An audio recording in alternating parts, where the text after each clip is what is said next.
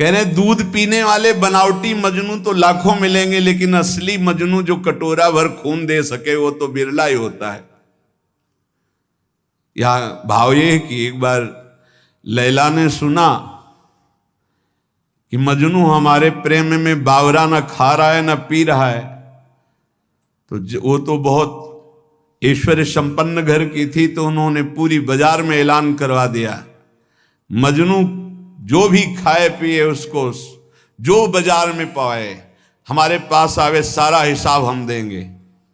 ये ऐलान जब सुना तो लाखों मजनू तैयार हो गए, कोई जलेबी पा रहा है, कोई दही पा रहा है, तो हर दुकान से हजारों लाखों का बिल, और ऐसे सैकड़ों दुकानों से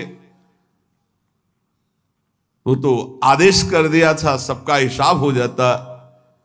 एक दिन प्रार्थना की खजांची ने कि करोड़ों रुपया जा रहे हैं महीने में मजनू की सेवा में, तो उन्होंने कहा मजनू और करोड़ों रुपया, अरे वो विरह में कुछ खा ही नहीं सकता, तो कैसे करोड़ों रुपया? बोले लाखों मजनू तैयार हो गए हैं। ठीक है, असली मजनू की पहचान कल हो जाएगी। बोलू लैला मिलना चाहती है मजनू से अमुक मंच पर। अब तो जो देख भी नहीं पाते थे वो भी जो मजनू बने हुए रबड़ी रसगुल्ला वाले मजनू थे वो सब आ गए। चाकू निकाली और कहा मेरा मजनू मेरे लिए छाती का खून दे। तो जितने रबड़ी रसगुल्ला वाले थे कदम पीछे सरकने लगे, और जो असली मजनू था वो आया और ऐसे हाथ से चाकू ली और कहा आज मेरा जीना सार्थक हो गया, क्योंकि तुम्हारे किसी काम में आ गया। और जो ये से मारने किया, पकड़ लिया, कहा असली मजनू ये है। तो वहां कह रहे हैं कि दूध और रबड़ी पीने वाले तो लाखों मजनू तैयार हो जाते हैं, लेकिन असली मजनू जो एक कटोरा खून दे सके वो तो बिरला ही होता है। ऐसे ही कह रहे कि रबड़ी रसगुल्ला खाना, प्रणाम नमस्कार करना, भेंट लेना लाखों भगत, लेकिन भगवान के लिए जीवन अर्पित करने वाला, भगवान के लिए तड़पने वाला, भगवान के लिए अपना सर्वस्व न्यौछावर करने वाला, ऐसा तो कोई बिरला ही प्रेमी होता है। ऐसा भक्त ईश्वर के से भी बढ़कर है। सातों सम मुहिमय जग देखा और मोते अधिक संत कर लेखा। एक भक्त प्रवर कालिदास जी हुए हैं जो इसी कोटि के महापुरुष थे। अद्वितीय भक्त निष्ठा उनकी थी। भगवत निष्ठा अद्वितीय उसी की मानी जाती जो भक्त निष्ठा होती है। भक्त निष्ठा वाला भगवान निष्ठ जरूर होगा और भगवान निष्ठा वाला भक्त निष्ठ जरूर होगा।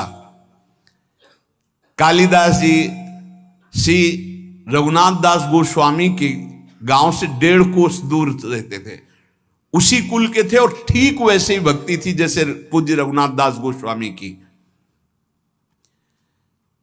भगवान नाम में इनकी इतनी निष्ठा थी कालिदास जी की, उठते बैठते सोते जागते खेलते हंसते बात करते हर समय इनकी जिह्वा पे नाम चलता रहता।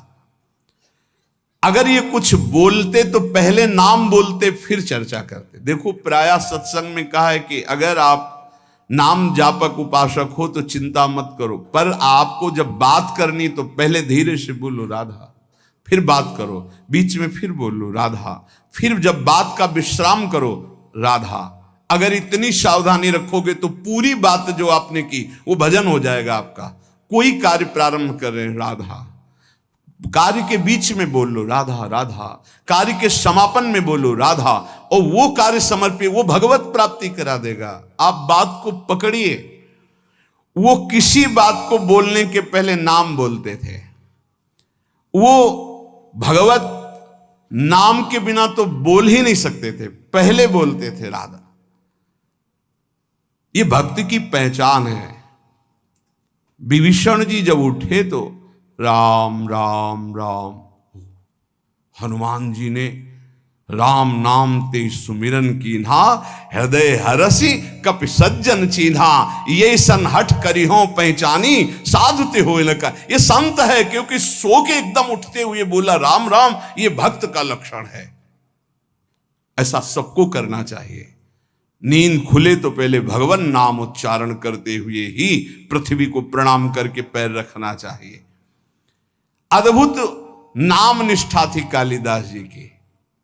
बिना नाम के वो बात ही नहीं करते थे। पहले नाम उच्चारण, और ये नाम उच्चारण, नाम में प्रीति कहां से प्राप्त हुई, बहुत सूक्ष्म बात है। इनकी भक्तों में बहुत बड़ी प्रीति थी, इसी से इनको नाम में इतनी प्रीति हुई। अब आजकल कोई बिरला ही ऐसा होता है जिसको किसी भक्त की प्रशंसा सुन के ईर्ष्या ना होती हो, जबकि हमारी भक्ति का स्वरूप यह है कि किसी को सुने कि वो नाम जप कर रहा है, उसका बड़ा यश हो रहा है, वो ऐसा है, तो हमारे अंदर लालसा होनी चाहिए कि इनकी चरण रज माथे पे लगाएं, कभी इनका जूठन मिल जाए, कभी इनका चरणामृत मिल जाए। ये भक्तों की बात थी। हमारे अंदर क्या होता है, अहम प्रदान होता है, तो लगता है क्या है, इतना हुआ, क्या हुआ, वो उससे मात्सर्य और ईर्ष्या प्रकट हो जाती है। ये भगवत विरोधी वार्ता है, अंदर ये बात नहीं आनी चाहिए। जहां वो सुनते कि अमुक जगह भक्त बहुत नाम जापक हैं, तो बहुत धनी थे, पर साधारण वेश में छुप करके जाते कि बिल्कुल ऐसे दीन गरीब बन करके, और उनकी सेवा करते। भक्तों को अच्छे अच्छे पदार्थ खिलाने में उन्हें परमानंद का अनुभव प्राप्त होता। और ऐसा सिद्धांत भी है कि जैसे गर्भवती मां को भोजन पवाओ तो बच्चे को अपने आप पहुंच जाता है, ऐसे हृदय में हृदयस्थ विराजमान भक्तों के प्रभु हैं, तो भक्तों को पवाओ तो प्रभु का अपने आप भोग लग जाता है। भक्तों के मुख से प्रभु बहुत आनंद पूर्वक पाते हैं। भक्तों को जब श्रद्धा पूर्वक सुस्वाद प्रसाद पवाया जाता है, तो उसके स्वाद का अनुभव स्वयं भगवान श्री कृष्ण करते हैं। भक्तों को जब पवाया जाता है, भगवान को अपने भोग लगाने से इतनी प्रसन्नता नहीं होती जितना संतों के भोग लगाने से होती है। इसी बात को एक भक्त ने पकड़ लिया और संतों को पवाना शुरू किया श्रद्धा से। अब उनके पास एक सीमित अर्थव्यवस्था थी। अगर संतों को पता है कि बहुत श्रद्धा पूर्वक यहां प्रसाद पवाया जाता है, तो बिना बुलाए भी कृपा करके आने लगते हैं। वहां खूब संतों का आगमन होता और बनवा के पवाते। धीरे धीरे संपत्ति राधे श्याम अष्ट धातु के ठाकुर जी थे, तो ठाकुर जी की जितनी सेवा पात्र थे स्वर्ण चांदी के जो थे, सब बेचकर संत को पवा दिया। ठाकुर जी से कहा, कल अगर संत आए और व्यवस्था नहीं हुई तो सरकार आपको बाजार में ले जाएंगे हम, और आपको बेच देंगे, क्योंकि संत भूखे नहीं जाएंगे, वो आप ही रह गए, वो हमारी संपत्ति। भगवान ने कहा कि हमारे संबंध से तो संतों को, बस आप संतों के पाने से प्रसन्न होते हैं, ये मैंने सुना है। आप अपने भोग लगाने से उतना प्रसन्न नहीं होते, तो अब कल संत आएंगे, अगर उनके भोग की व्यवस्था नहीं हुई तो तैयार रहना, हम आपको बाजार में बेच देंगे।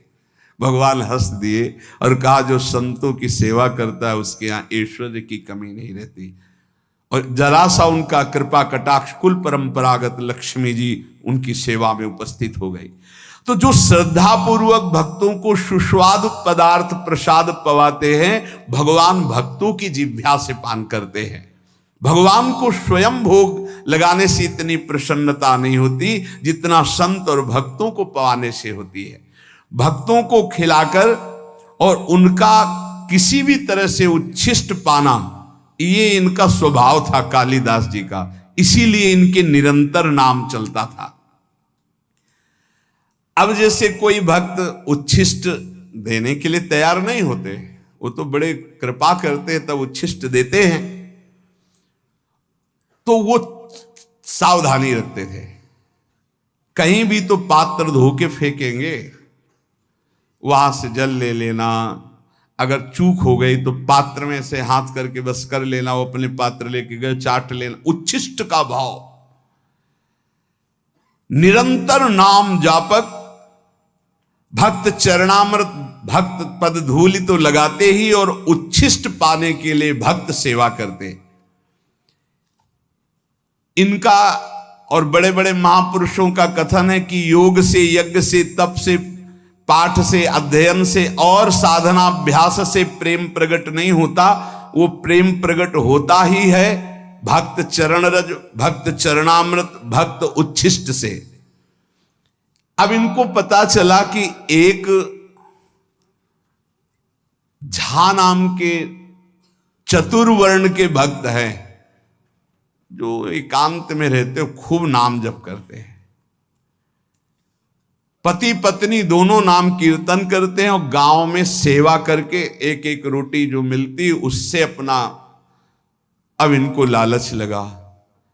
ये प्रभु से प्रार्थना की कि ऐसे भक्त का उच्छिष्ट प्रभु कैसे मिले, हमें उपाय बताओ, क्योंकि हम जाएंगे तो वो तत्काल सम्मान प्रदर्शित करेंगे और सम्मान प्रदर्शित करेंगे तो उच्छिष्ट नहीं मिल पाएगा उनका। भगवान से प्रार्थना की, तत्काल युक्ति आई साधारण वेश में, और उस समय आम का समय था तो बड़े बड़े आम लेकर के घर गए। प्रतिष्ठित कुलोद्भूत कालिदास को देखकर अपनी टूटी फूटी झोपड़ी में वो दंपत्ति तो आश्चर्यचकित हो गए, हाथ जोड़कर कांपते हुए कि भगवान आपके लायक हमारे घर में बैठने योग्य जगह भी नहीं है। हाथ जोड़कर अभ्यर्थना करने लगे। उनका नहीं, इसकी जरूरत नहीं है, हम तो बस आपसे ऐसे मिलने बात करने आए हैं। एक फटा सा बोरा पड़ा था, उसी में कालिदास जो महान भागवत वो बैठ गए। वो हाथ जोड़े, प्रभु आप यहाँ, ये स्थान आपके बैठने लायक भी नहीं।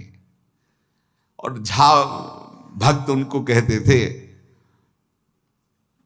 आपने बड़ी कृपा की, आप यहाँ आए, लेकिन ये आपके योग्य नहीं। आप इतने महान, मैं इतना नीच। आप जैसे श्रेष्ठ पुरुष यदि हम जैसे नीचों के यहाँ आएंगे तो आपका उपहास होगा। प्रभु आपको पता नहीं मैं नीच हूं, धनहीन हूं। प्रभु आपको यहां बैठना ठीक नहीं, कोई देख लेगा तो आपकी निंदा करेगा। कालिदास जी ने कहा कि आपको पता है, आपके शुभ दर्शनों से हमें श्री कृष्ण का दर्शन प्राप्त हो रहा है, देखिएगा। और आज मैं आपको उस भाव से देख रहा हूं कि त्रिभुवन में आप जैसा कोई सत्कार पाने योग्य नहीं है, जिसकी जिह्वा पे भगवान नाम और इतनी दैन्यता। अहो वत्स पचतो गरीयान यद जिह्वा के वर्तते नाम तुभ्यम। यदि आप हमारा कुछ भी सम्मान करना चाहते हैं तो अब आप हाथ जोड़ना बंद कर दें, हमारे सामने हाथ मत जोड़े। और आप एक कृपा करें, आप दोनों अपने चरण धोए, हमें चरणामृत दे दे, क्योंकि हमें धोने तो देंगे नहीं। और उनका कृष्ण कृष्ण कृष्ण, आप ये क्या बोल रहे हैं महाराज। आप गिड़गिड़ाते हुए झा भक्त ने कहा, प्रभु ये कैसी भूली भूली सी बातें कर रहे, आपको पता है मैं कौन हूं, मैं सब तरह से हीन हूं, मेरा दर्शन और स्पर्श भी अमंगलमय है। धन्य है यही दरबार, दीन को आदर रीत सदा चली आई। और उनके चरणों में गिरने लगे। कालिदास जी ने अपने चरण समेटे और कहा, देखो अतिथि का सत्कार करना चाहिए, इतना आपको पता है। उन्होंने कहा, हाँ प्रभु पता है। तो फिर एक बात करो, मैं आ रहा था रास्ते में आम देखा, आप ठाकुर जी को अपने भोग लगाओ आम का, और आप दोनों पाओ और मैं ये देखूं, ये मेरा सबसे बड़ा सत्कार हो जाएगा। भक्त ने कहा, मालिक आप कैसी बात करते, मैं पाऊं और आप बैठे, आप हमारे यहां आए हैं। उन्होंने कहा, देखो यदि आप मुझे बड़ा मानते हैं और पूजनीय मानते हैं तो आप मेरी बात भी तो मानिए, किसी भी तरह से। देखो अगर थोड़ी भी प्रीति आपकी हम में है तो मेरी ये बात मान लो। वो भक्त बहुत दैन्य हो रहे हैं। यहां कालिदास जी कह रहे हैं, जो अपने भक्ति का विज्ञापन करता है, जो भक्ति की दुकानदारी करता है, भक्ति के नाम पर पूजा प्रतिष्ठा और अर्थ की प्राप्ति करता है, वो आप जैसे अकिंचन भक्तों को कैसे जान पाएगा। अहंकार रहित, साधना के बल से रहित, केवल प्रभु के नाम और प्रभु के आश्रित आप जैसे निर्मल भक्तों का संग तो केवल अहेतु की कृपा से होता है। आप सच्ची मानिए त्रिभुवन को पावन करने वाले हैं, आप अपने को नीच मत कहिए। जब कालिदास जी दैन्य होकर ऐसी बात करने लगे तो भक्त ने आम ले लिए, प्रणाम किया और कहा मैं आपके सामने पा तो नहीं सकता, पक्का वचन है कि आपके जाते ही मैं भोग लगाऊंगा, पर आपके सामने नहीं पा पाऊंगा क्योंकि आप बैठे हमारे घर में आकर और हम पाले। कालिदास जी ने विचार किया, सब किया कराया माटी हो रहा है, हमको उच्छिष्ट तो इनका मिलेगा नहीं, जूठन। फिर विचार किया कि अभी से लेके शाम तक फेंकेंगे ही ना पाके आम, मैं पेड़ की आड़ में बैठा रहूंगा, जब फेंकेंगे तब मैं निकल लूंगा प्रसाद लेके। कैसी उच्छिष्टामृत के प्रति निष्ठा। चल दिए, पति पत्नी 10-20 कदम घर के बाहर तक छोड़ा। कालिदास जी जे ही अपने घर गए सो लौट पड़े और दरवाजे के पास एक वृक्ष था, उसकी ओट में छुप के बैठ गए। अब वो दोनों जो 10 कदम चल के आए थे उनके जो चरण चिन्ह थे अपने अचला में चरण रज बांधे। ये है कीमती अमोघ वस्तु, कोई भाग्यशाली ही इस अमोघ वस्तु का सेवन कर पाता है। चरण रज बांधे, एक चीज तो मिली, भक्तों की चरण रज। संपूर्ण धूल उठाकर फिर अपने शरीर पे लगाई। अब वो अपनी पत्नी से बात कर रहे कि देखो इतने महाभागवत कालिदास जी ये अमनिया लाए हैं आम का, चलो ठाकुर जी को भोग लगाओ और प्रसाद पाओ, उनकी आज्ञा का पालन करो। ये श्री कृष्ण प्रेम की प्राप्ति कराएंगे आम, क्योंकि इतने बड़े महाभागवत चल कर लाए हैं। पति की आज्ञा हुई, पत्नी ने आम को उठाया, अमनिया किया धो करके और ठाकुर जी को भोग लगाया। और वो एक एक गुठली चूस चूस के पारे भगवान को अर्पित की हुई, भक्त के द्वारा लाई हुई पाया। पत्नी ने फिर वो आम के छिलके और वो चूसी हुई गुठली बाहर जाकर के पेड़ के पास ही फेंक, वो छुपे बैठे थे। भगवान वैसा ही भक्त के जीवन में करते जैसी उसकी चाह होती है। फेंक के चली गई।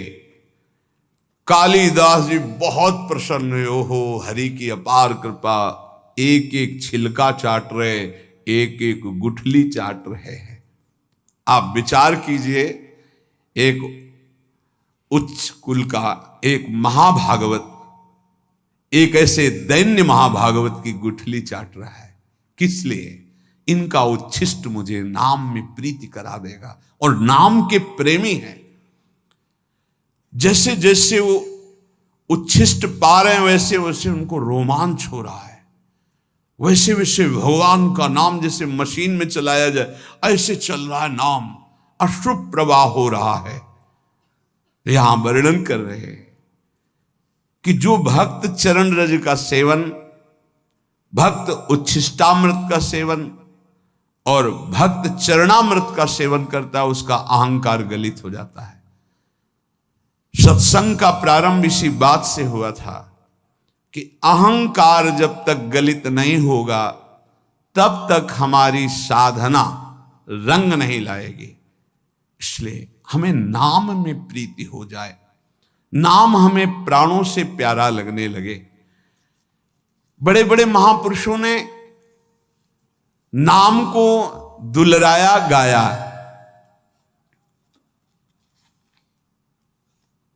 कह रहे हैं कि मर जावेगा मूर्खा क्यों न भजे भगवान, ये झूठी संपत्ति माया जगत की, इसका मत करना अभिमान। यहां से जब जीव जाता है तो साथ कुछ नहीं ले जाता, पाप कर्म और पुण्य कर्म ले जाता है। पाप और पुण्य कर्म, पाप अधिक हुए नरक भोगो, पुण्य कर्म स्वर्ग भोगो, फिर मृत्यु लोक में आओ। मत करना अभिमान, वेद शास्त्र यूं कहवे, तज ममता भज नाम।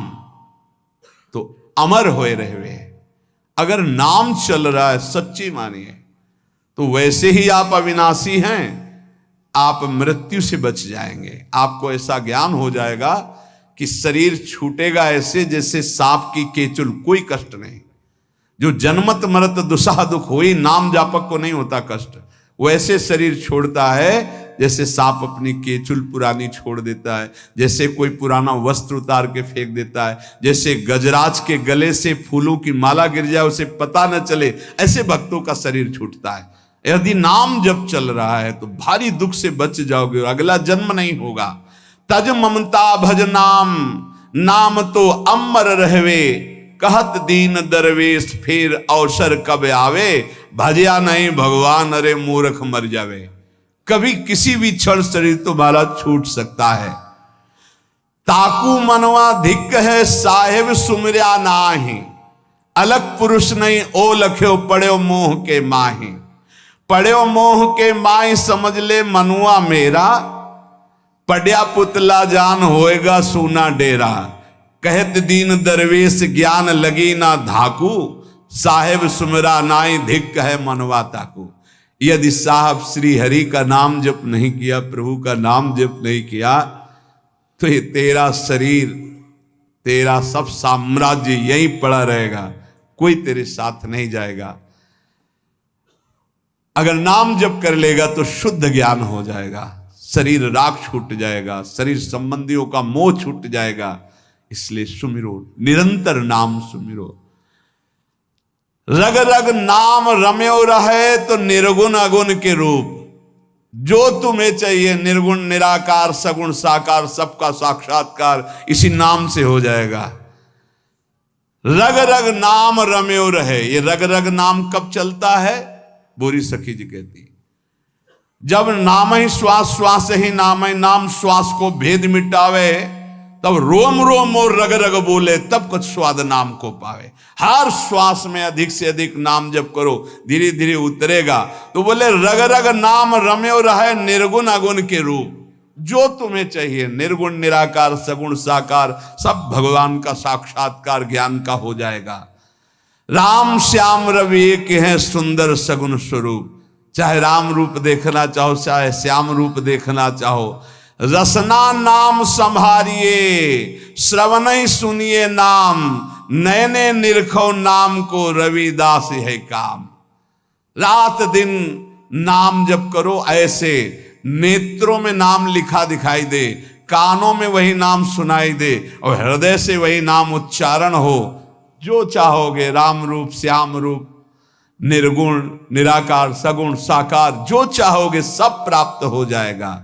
संत अनेकन जे भय किन्हीं नाम पुकार, रविदास सब छोड़ के नाम ही नाम उचार। सब छोड़ो, बस नाम उच्चारण करो। देख लो बड़े बड़े संत हुए, हमें कल बहुत अच्छा लगा।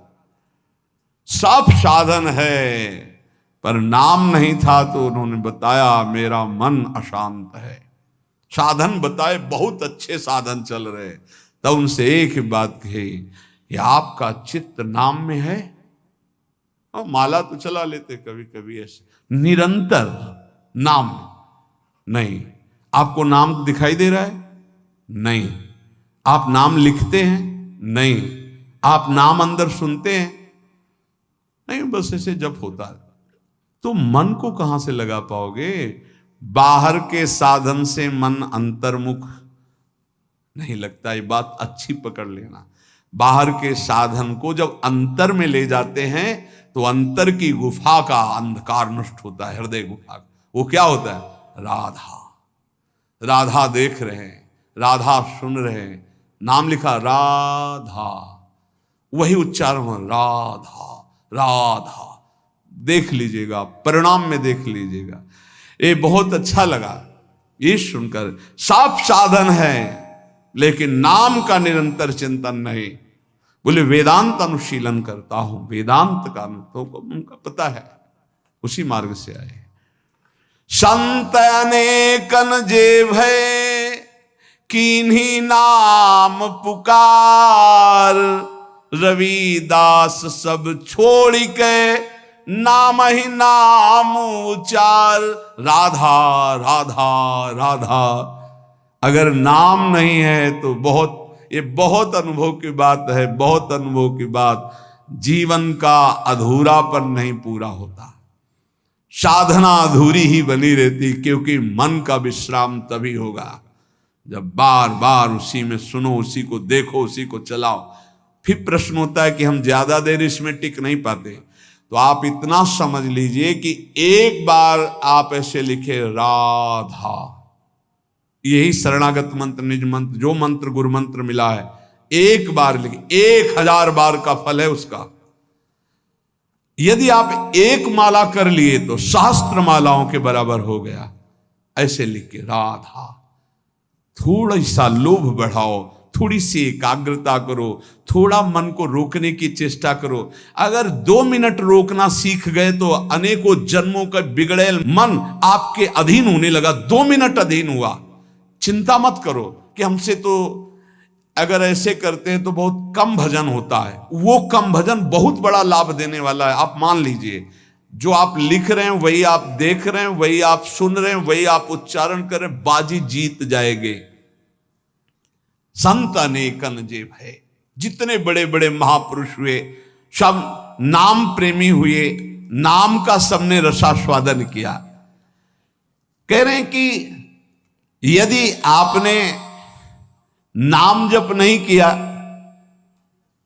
तो आप चाहे जो शरीर से साधन कर ले, चाहे जो और साधन कर ले, उतनी उन्नति प्राप्त होने वाली नहीं। जब नाम के अंदर रूप प्रकाशित हो जाता है तो सर्वस्व त्याग हो जाता है। जो त्याग वैराग्य के लिए लोग प्रयासरत रहते, पूरा प्रयास नहीं हो पाता, तो कह रहे हैं मेरे भाव में ज्ञान और वैराग्य, ज्ञानेश्वर जी महाराज का बात, बहुत बड़े महापुरुष हुए हैं, इनसे बड़ा तो ज्ञान और वैरागी और योगी ज्ञानेश्वर जी। इन्हीं के सामने तो गए थे वो 1400 वर्ष के चांगदेव जी, ज्ञानदेव जी के सामने तो गए थे। वो अपना तप दिखाने कि मैं 1400 वर्ष का हूं, सिंह को वश में करके सांप की चाबुक ली। तो चबूतरे पे बैठे थे तो जड़ चबूतरे से कहा चलो चल। क्यों? चैतन्य घन परमात्मा बुद्धि, संकल्प किया, वैसे हो गया। ऐसे महापुरुष कह रहे हैं जो भी ज्ञान है, जो भी वैराग्य है, विठोबा की कृपा है, विठल भगवान की जो कृपा है, वो नाम से जागृत होती है। बड़े बड़े महापुरुषों के नाम, जितना उपासक नाम जपेगा उतना ही उसको भगवत साक्षात्कार के नजदीक एक एक नाम ले जा रहा है। अपने आराध्य का साक्षात्कार सब में होने लगेगा जिस समय आपका निरंतर नाम चलने लगेगा। नाम के बिना क्षण भर भी जो चैन से ना रह पावे तो समझ लेना प्रेम की पराकाष्ठा प्रकट होने वाली है। जो प्रभु का भजन करते हैं उनको किसी और की तरफ देखने की जरूरत नहीं कि कौन सा क्या साधन संसार में कर रहे हैं, हमको सिर्फ नाम पकड़ना है। संसार की समस्त कठिनाइयां, ये बड़े महापुरुषों के वचन हैं, समस्त विपत्तियां, समस्त दुखों का नाश करने में समर्थ है नाम। अगाध ज्ञान वैभव का समुद्र है नाम। अपार दुर्गम गति प्रदान करने वाला है नाम। बस ग्रहण करने योग्य है तो एक नाम। तत्व गहन को नाम है, भज लीजय सोई। लीला सिंधु अगाध है, गति लखे न कोई। नाम अगाध लीलाओं में प्रवेश करा देने वाला तत्व का गहन रूप नाम है। अगर नाम जप हो रहा है तो तुम्हें और फिर कोई साधन की जरूरत नहीं है। ऐसा नाम अपनी जीभ पर रख लो, तुम सबसे बड़े दानी माने जाओगे और जरा मृत्यु पर विजय प्राप्त कर लोगे। कंचन मेरु सुमेरु है गज दीजय दाना। कोटि गऊ जो दान दे नहीं नाम समाना। एक जप रहा है राधा राधा, 1 करोड़ों गाय ये सब दान कर रहा है। जितने दान करने की सामग्री है, कंचन भूमि भूमिदान, स्वर्णदान, हैदान, गजदान, गौदान, अन्नदान, कन्यादान, विविध दान। और एक नाम जप कर रहा है, राधा राधा राधा। तो बोले नहीं, नाम समाना, नाम वाले की समानता ये दान नहीं कर सकते। असमन लाव नाम रसना, तेरो बहुर न होई जरा मरना। ऐसा भाव करो कि नाम चलने लगे तो तेरा दोबारा जन्म नहीं होगा, तुझे मृत्यु का दुख नहीं होगा। एक मन एक दशा एक व्रत धरिए, नाम देव नाम जहाज है भव सागर तरिए। बस एक साधन पकड़ लो, एक ही इष्ट बना लो, एक ही अपनी दशा बना लो, राधा राधा राधा राधा राधा। इससे भव समुद्र से तर जाओगे, भगवत प्राप्ति हो जाएगी।